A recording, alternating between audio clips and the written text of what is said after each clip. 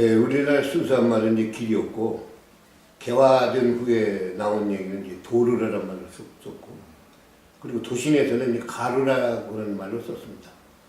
근데 원래 우리나라에서는 이 길이라든가 도로에 대한 개념이 굉장히 희박했습니다. 그 이유가 뭐냐면, 로마는 2000년 전부터 이미 도로 포장이 되어 있는 마차길이 있었고, 우리가 흔히 중국어를 얘기할 때 만리장성이나 운하만 얘기하는데 중국의 도로도 일찍이 포장이 돼가지고 진시황이 도로를 마차로 달렸습니다.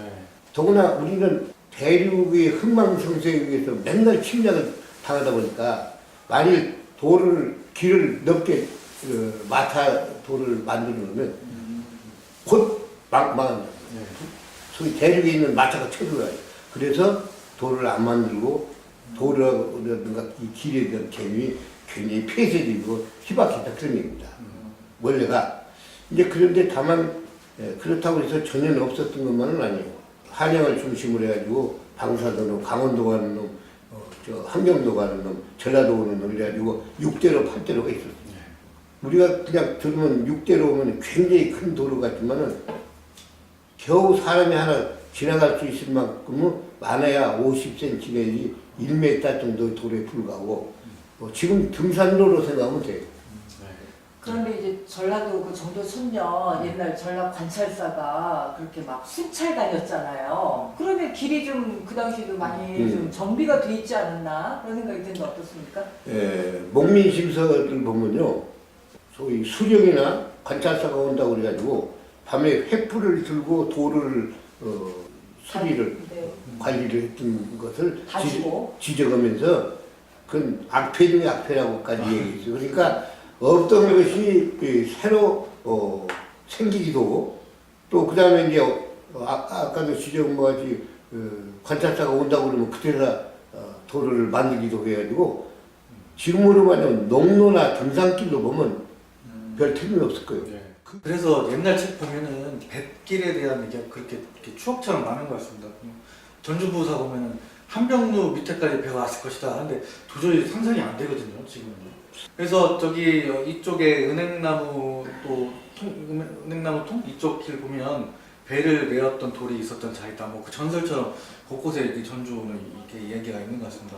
근데 또 봉동의 생강장사가 전주에서 배를 타고 평양 가서 이렇게 생강 파는 얘기가 있거든요.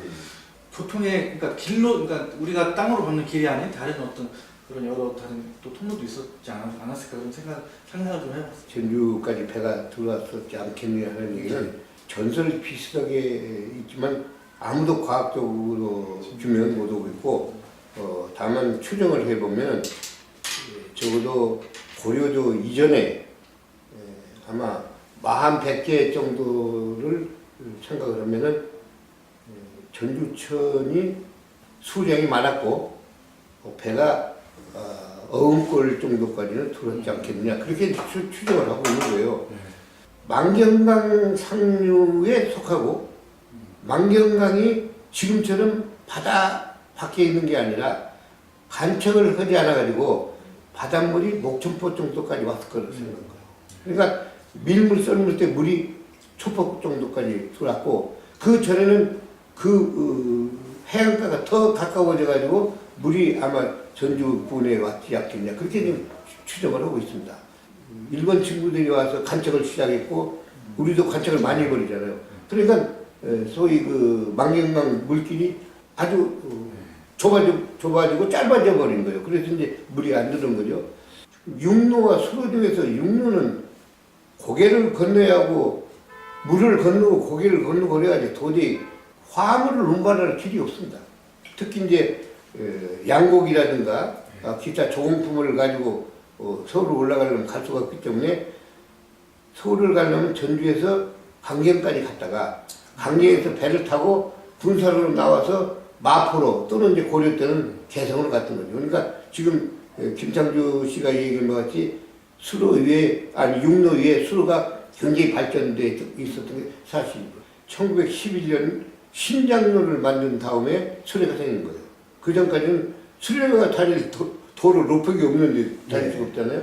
그러니까 이제 말이나 소 등에다가 싣고 다녔죠. 예. 전주에서는 한양을 가는 길이 가장 중요했어요. 예. 그래서 이제 그게 6대로나 8대로 중에 하나가 삼내까지 와가지고 삼내에서 다시 전라 좌도 우도로 해가지고 여수행 그다음에 목포행으로 나눠졌죠. 아까도 누차 얘기했지만 그 노폭이라는 게 불과 많아야 2m 그러지 않으면 50cm 정도의 논두렁길에 불과했던 예. 봤던 기사 중에 재밌었던 게 그거였거든요. 왜냐면 1920년대에 그 말씀하신 대로 이렇게 그러니까 길이라고 할 수 없는 길이었기 때문에 호랑이가 나타났는데 예.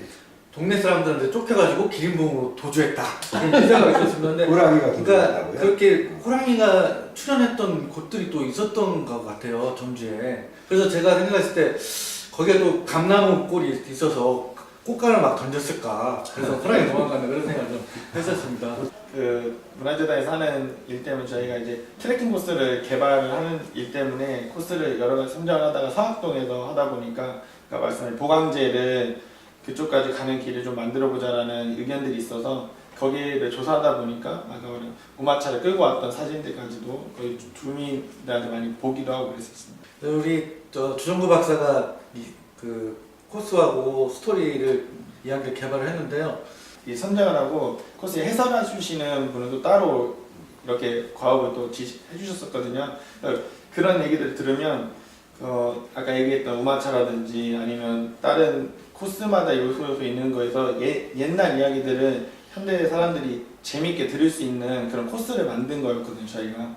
그래서 그런 것들이 조금 뭐 예전에 그런 길들에 대한 역사라든지 그런 정의들을 잘 모르더라도 어떤 길을 만들어놨을 때 이 길에 계속 접근할 수 있게 그런 일을 저희가 했었던 것 같아요. 코스라고 하셨는데 어떤 코스들을 개발하신 거예요?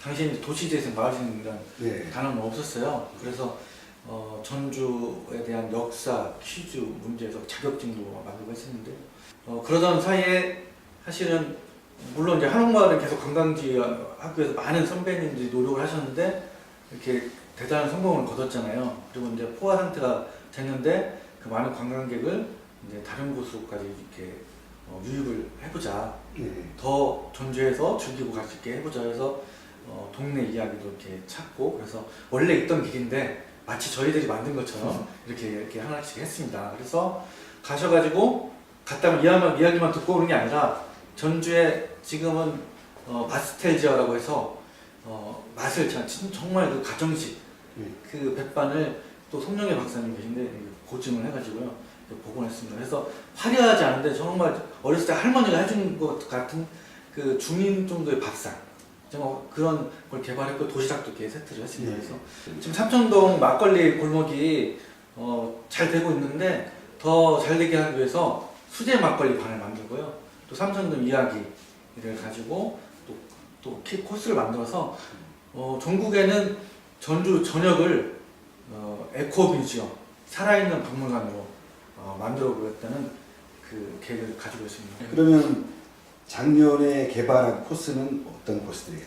하나는 저희가 이제 그 한옥마을에 있는 향교부터 시작을 해서 저희 관성묘까지 가는 코스가 있고 한 코스는 저희가 풍남문부터 시작을 해가지고 그 흑석골에 있는 당산나무까지 가는 코스고요. 이 코스도 마찬가지로 왕복으로 하면 2시간 정도 소요가 되는 코스예요.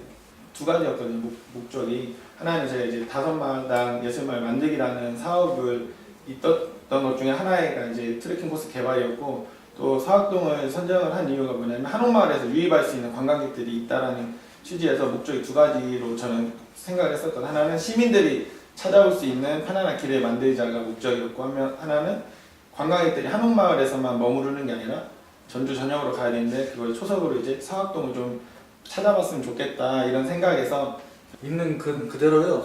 서합동 대숲길, 네. 그다음에 서합동 당산나무길 이렇게 있습니다. 스토리텔링을 하면서 이 네이밍도 굉장히 중요하다라고 생각을 했거든요. 그래서 기억하기 쉽게 하려고 대숲이 있어서 대숲길로 하고요. 하나는 아까 말씀하신 당산나무길로 해가지고 사람들이 내리에 좀 쉽게 각인될 수 있는 네이밍을 좀 붙였습니다. 사실 지역민들에게는 굉장히 의미 있는 얘기고 재밌는 얘기인데 관광객들에게는 조금 어려울 수도 있고 생소할 수도 있거든요. 그래서 캐릭터를 이렇게 하나씩 만들었습니다. 캐릭터를. 전주에 관우가 있다. 네. 이런 코드로 해서 어떻게 전주에 관우가 있지? 그러니까 서울에 관성묘가 있고 전주에 딱 두 군데 이렇게 있더라고요. 네. 그래서 관우 캐릭터를 하나 만들고 뮤비도 만들고요. 전주에 굉장히 전주를 지켜주신 춘경공께서 계신데 춘경공의 캐릭터도 만들고. 충경공이 누구죠? 이정난 장군인데 이제 전주성을 지켰기 때문에 장군이라고 하지만 의병장입니다. 의병장이시죠. 원래 이제 공주 목사를 하다가 전주분으로 쉬고 전주에 있는데 임진왜란이 때 나왔죠. 그런데 그때 관찰사는 이제 광군을 끌고 천안 정도에 가 있었고 네. 마침 전주 소위 시장인 판관이 공석이었어요. 예. 이정난 이분이 전주성 사수자 지키자. 그래서 자기 가복들 거느리고 형제 자매 전부 끌고 객사에 일단 모여가지고 일장 연설하고 전주시를 부성을 지키기 시작한 거죠. 아, 그래서 이정난 의병장의 호가 바로 춘경입니다. 그래서 지금 춘경 노가 있고 이정난 의병장을 기리는 역사적인 기록이 예. 조선조 실록에만 있고 완산지에는 어디도 없습니다. 지금 춘경 이정난 의병장 얘기 나왔잖아요. 네. 그분에 대한 동상 하나가 없습니다. 결론적으로 말하면 우선 딴 사람보다는 이정난 의병장의 동상부터가 가장 시급한 현안은 우리 향토의 문제다. 매우 중요한 일인 것 같습니다. 이 어쨌든 이 트레킹 코스다 보니까 이 스포츠 관련된 전문가가 해야 되는데 이 코스를 개발하는 목적에 있어서 많은 사람들이 찾아오게 만들어야 되고 그 요소들을 선정했을 때 그런 요소들이 많이 들어가 있어야 되는데 그거는 마케팅적인 측면이라고 생각을 했어요. 그러다 보니까 좀 더 이 코스를 개발했을 때 많은 사람들한테 알려지고 또 그 사람들이 결국에 찾아오고 또 구전 효과가 일어날 수 있는 전문가가 바로 스포츠 마케팅 전문가가 아닐까라는 생각이 해서 굉장히 좋은 경험을 했기도 하지만 제 개인적으로는 실력적으로도 많이 도움이 됐었던 이번 과업이었던 것 같아요. 네, 저는 올해 성찰을 좀 했던 게 그러니까 재미를 너무 추구하다 보면 이렇게 물론 정상을 들여서 했지만 천박해지는 부분이 좀 있는 것 같아요. 왜냐면 관우에 이제 그 재밌는 요소를 했는데 막상 세워놓고 보니까 전주와 관련이 없는 거가 있었고요. 또 하나는 춘경공에 이제 그 캐릭터 해놨는데 이것이 이제 정성 들게 했지만 사실은 그렇게 함부로 희화화될 수 네, 있는 그런 부분이 있었어요. 그래서 충분한 설명을 필요하고 그래서 전문 강사를 양성하는 과정도 좀 함께 하고 있어요. 그래서 그런 조형물 세울 수가 없어서 이동형으로 만들었습니다. 그래서 많은 정말 고민을 많이 하고 있습니다. 그래서 사람들이 많은 시간을 내서 걷는 시간보다 그런 길보다는 짧은 시간에 예를 들어서 반나절, 주말 오후 잠깐 짧게 걸을 수 있는 그런 길을 많이 원했거든요. 그런데 우리 전주문화재단에서 이렇게 개발하고 있는 코스들을 보니까 시내에서 이렇게 짧게 걸을 수 있는 두어 시간 만에 걸을 수 있는 그리고 아이들이 역사 공부도 할 수 있는 그런 길이 아닌가 싶어서 참 반갑습니다. 네. 전주 전통문화 도시 매천이 높습니다. 많은 설화도 있고 민화도 설화도 있고 그리고 우리가 알아둬야 할 것도 많습니다. 또 잃어버린 것도 많고 또 어떻게 보면은 침소봉돼 가지고 너무 과장된 것도 있고 또 어떨 때 보면 좋은 의미로 보면 만들어진 전통이지만 나쁜 의미로 보면은 전혀 관련 없는 것이 굴러다니기도 해서 안타까운 점도 있고 그렇습니다. 그러나 어쨌든 전통문화 도시답게 가야 할 길도 만들고 가보고 싶은 길도 만들고 좋은 아이디어를 가지고 있기 때문에 잘 발전시켰으면 좋겠습니다.